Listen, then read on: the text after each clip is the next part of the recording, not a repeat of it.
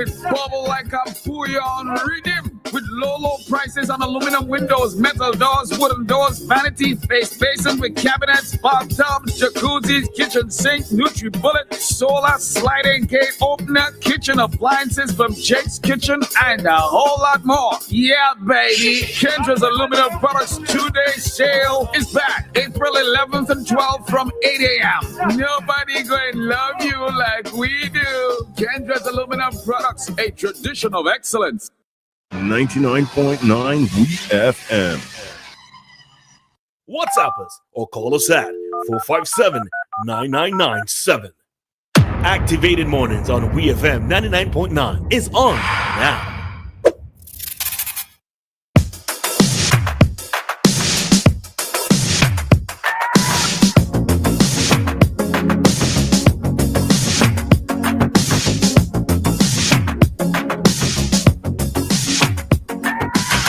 All right, so we are back with you for another commentary segment on today's Activated Mornings program. I don't know if this chair gets shot or I don't know, something wrong. But anyhow, all right, there we go. Time here in SVG, it is 8:18, and we are back with you for another segment on our Activated Mornings program here today, the 28th of March, 2025. All right.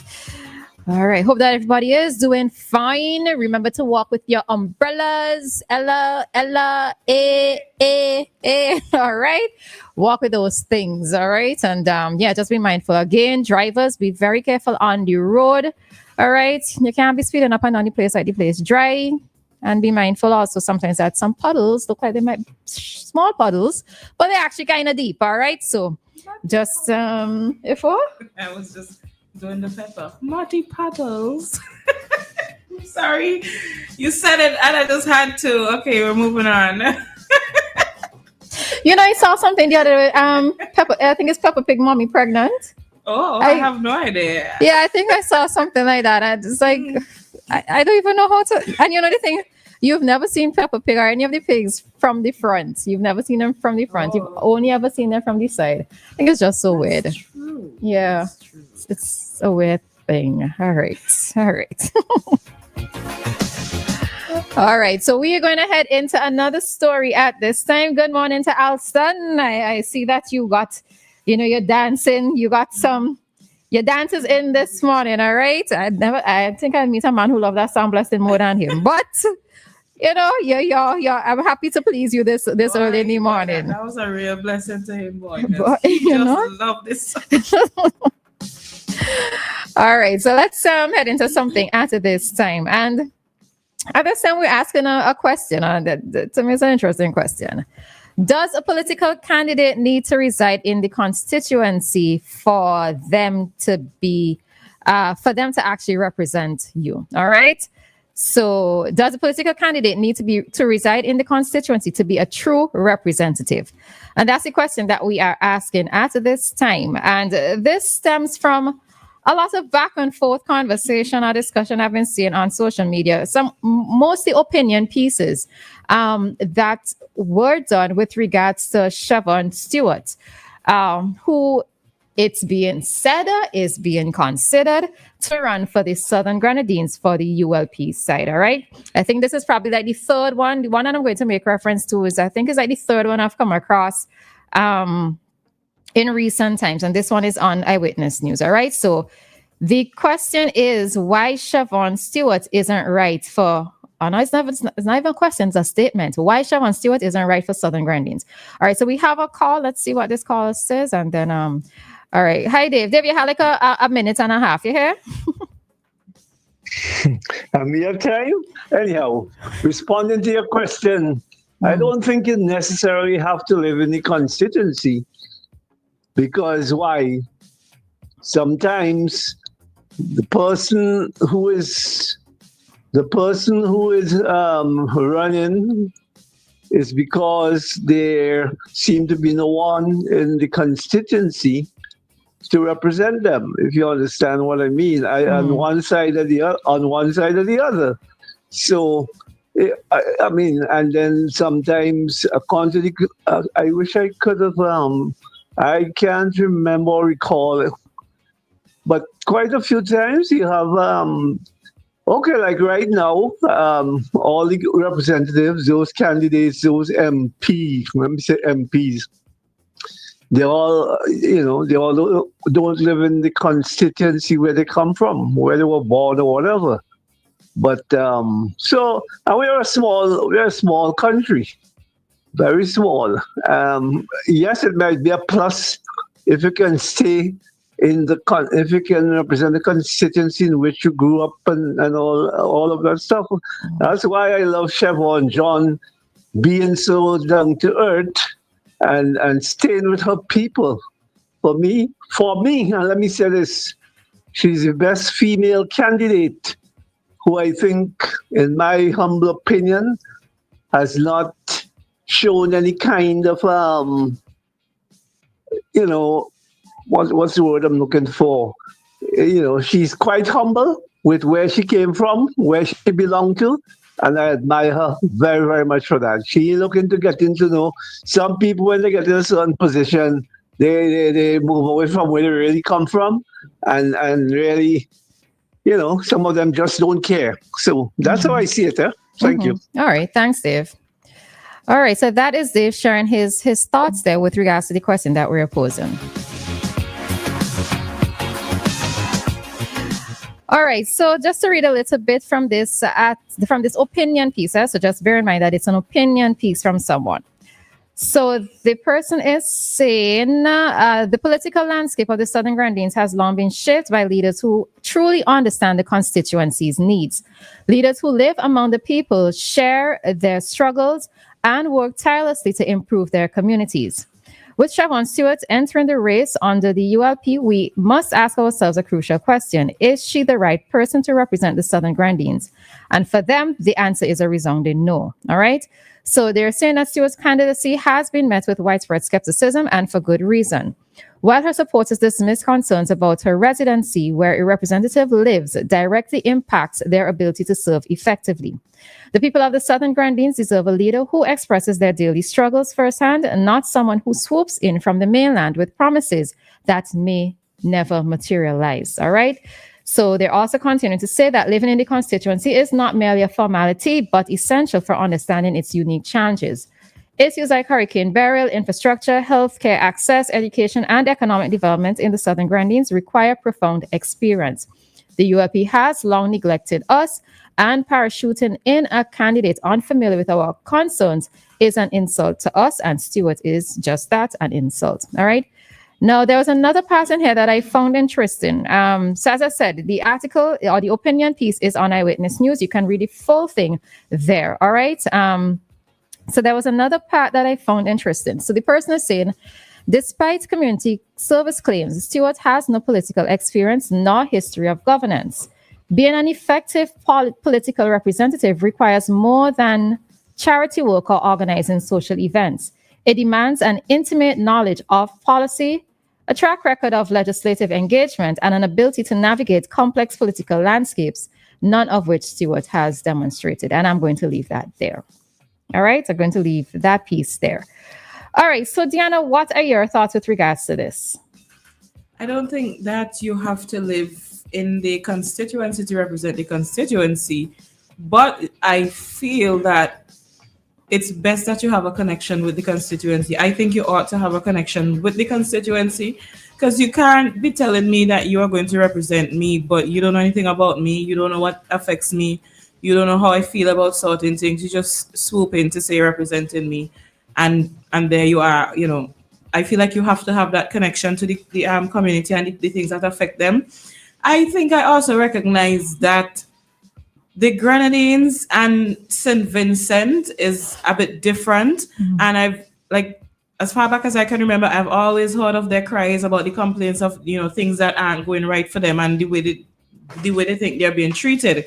So I really feel like when it comes to Grenadines versus St. Vincent, it's different. And I feel like you have to be living down there, living in either of the Grenadines to represent the Grenadines, because I feel like you cannot be living on the mainland, as we call it here, and have a true representation of the issues that affect them.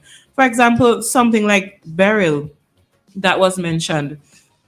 I honestly cannot say, though I have seen pictures, though I've heard the accounts of persons who've been there, I honestly can't say that I feel anything close to what they felt during that storm. I can't even think that even my thoughts could even come close to the experience that they have. And for me, I'm living life normal. Beryl passed and life continued to be normal for me. And I know for them, it still isn't normal. So I feel like that one, is a little bit more different. Good morning, Kojo. I think that argument could be killed right away because I mean Friday doesn't know anything about the mainland, so he can't be the leader of St. Vincent. I don't understand. If you're born in St. Vincent and he used to run for East Kingston, he was born in West Kingston. He lived somehow to the country. He ran for many years in East Kingston. You know what I mean? If you're Vincentian, you know the plight of Vincentian. Why are we separating the Grenadines? Like, the Grenadines are separated from every other thing. The same plight that is in the Grenadines is in Kingston, is in Barley. People need housing, food, and good medication. Those are basic necessities, and that happens anywhere in St. Vincent. It has nothing to do with where you're from, Grenadines. If you're a kind-hearted person, you open your mind to deal with people honestly. It doesn't matter where you're from. Okay, so you're saying that once you are of Vincentian, that you should be able to run for any constituency. Because like take for instance, I know people who were born in Barley. Yes, they came in Kingston and live afterward, but should they not be able to go back to Barley and run? Because they didn't spend all their life in Barley. All right. I mean, I see we keep separating our country too much, and we be dividing our country with this Grenadines thing and Kingston thing and this, All right. You could eliminate a lot of people from running if you're going down that road. Okay. You eliminate a lot of people. Okay. All right. No problem, Kojo. We hear your opinion. Alrighty. All right. You had anything else? Yeah, just to continue. Well, I born how would I say me come and meet the Grenadines issue. So when it comes to that, and whatever I've heard about the Grenadines is from persons who are living there. So I believe their word more than anything else. I'm not going to believe somebody that is from St. Vincent over somebody that is from the Grenadines when it comes to Grenadines issues, because they live there and it's their accounts, it's the stories that they have. Now, I don't support that whole separation thing, and I do see it in some other cases as well. I really do see that separation when it comes to certain other things. It's just that other times we try to bring it together. One of the other things that I was going to add to continue with, if you don't live in the constituency, like I said, you don't have to live in the constituency, but if you don't live there, I think that you have to really show interest in the constituency and you have to make regular visits, because you can't not live there, first things first, so you don't know what's going on and you still don't go there regularly. For me, I don't think you could represent me, because imagine if we start talking about certain issues, you could come and pretend like you understand what we're saying, because I feel that's part of, who you are as that, you could pretend like you get what we're saying, but to really and truly understand us and to really be a voice for us, I don't think, unless you do those things. Okay. All right. So Dianna has spoken. All right. So I note the point that Kojo is making in terms of not necessarily separating Grenadines from mainland, but as a mainlander who lived in the Grenadines at one point, I can tell you it feels different.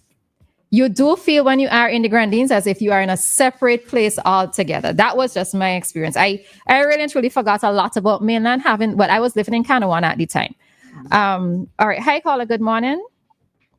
Good morning again, ladies. I have nothing else to add, but I could support Dianna 55, 1,000, too much, 100%. That's it. I support she. Okay? All right. I was going to say something like that, but she said it all. Okay. All right. No problem. All right. Okay.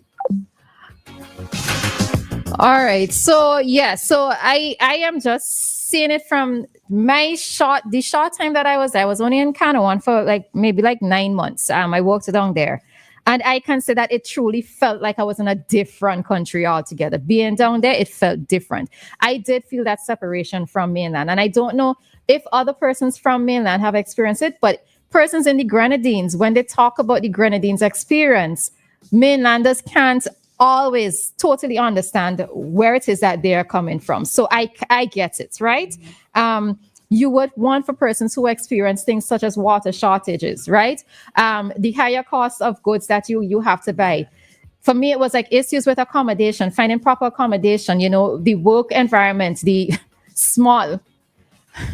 Running to my vex with me. Okay. So at the time that I worked there, the small communities that just did a lot of gossiping, right? So I don't know if it has since changed. So please, nobody nail me to the cross. But at the time that I worked there, which was a good couple years ago, it was different things that I experienced that, was both positive and negative. So having somebody come in and represent me, if I was someone from the Grenadines, really and truly, I would want for somebody to be a part of the experience, having gone through some of the things that we went through.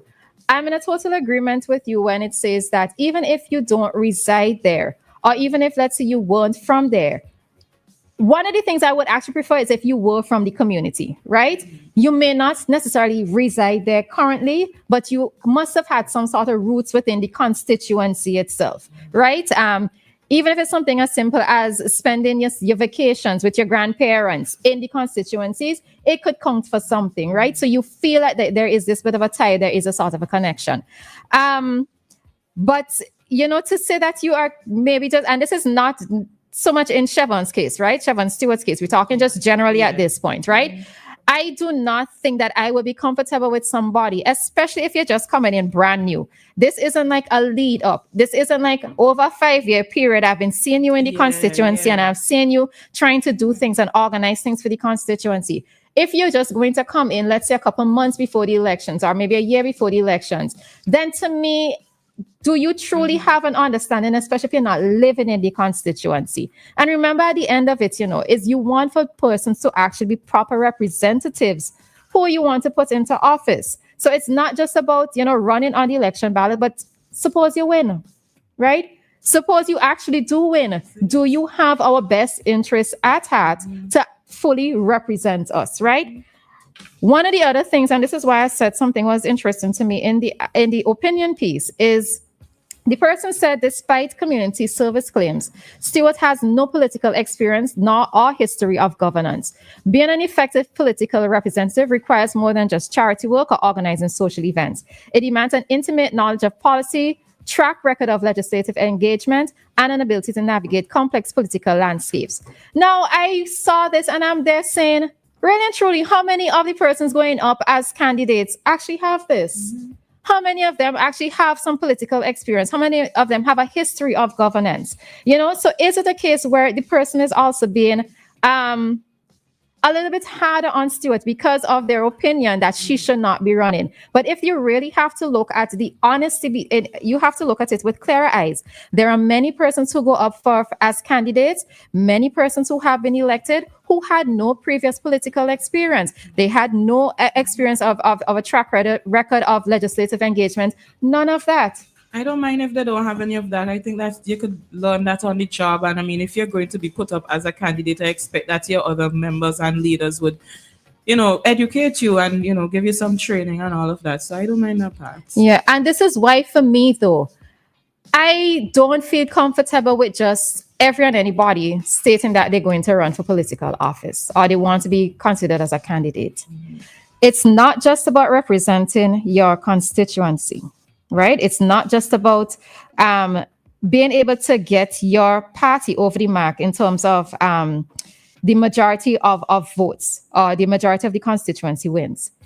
If a candidate actually wins and if their party forms government, we have to also remember that these persons are going to be representing us regionally and internationally. Something as simple as the debates shows whether or not these persons can hold their worth in terms of engaging in regular conversation with other folks, with other political leaders, right? And I'm not saying it as a case where you have to have this big set of degrees or this big set of proven track record in this or that, but can you actually hold a substantial conversation? Do you know how to get your point across? Do you know how to present and put forward an argument and defend the point that you are raising? You are not just going to be here in St. Vincent and the Grenadines. You are going to be representing us regionally and internationally. And for me, I would like to see proper representatives taking the seat within government. And as P. John say, that's my rant for today. That's the reason so much commented on the what. Okay, we have a call. So we can call on. Try to call back. Somebody is saying, how do they know what is best interest of the people they claim to represent? Otherwise, it becomes a stepping stone to a higher position of self-interest. Is it necessarily always bad to have self-interest that might extend towards national development? I don't know. All right, so that's it? Yeah, that's somebody on the live. They were saying, well, they were talking about the Grenadines and St. Vincent issue. They said this is just separating us as a people. We are one if we have to think this way.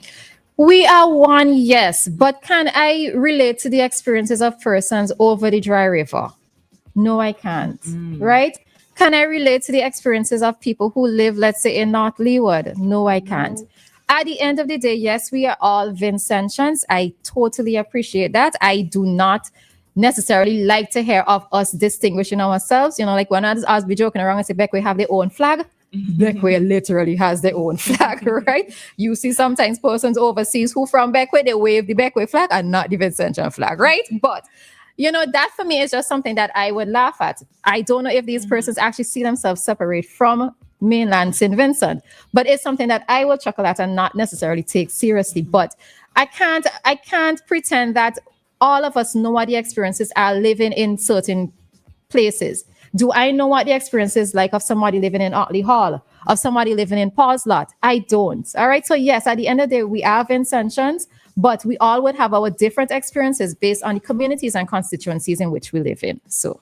Correct. Another of the issues that they talk about, people from the Grenadines talk about, is the availability of certain services where they have to come up here. I've actually had friends who have told me this, that when they're coming up to do certain things, they have to find somewhere to stay because, you know, they might not be able to go back down the same day. I don't have any of those worries. I know if I have something to do, I run into Kingston, I get my thing done, and I catch up on and I go back home in a couple minutes, you know. So I definitely cannot relate to that process of having to take the ferry from a far distance, then coming up, having to pay, if you don't have any relatives, having to find money out of your own pocket to pay a guest house or somewhere to stay for the night. You know, I can't relate to that at all. Yeah. All right. So that's us and our thoughts with regards to this topic of does a political candidate need to reside in the constituency to be a true representative? All right. And with that, we are heading on out of this talk segment at this time.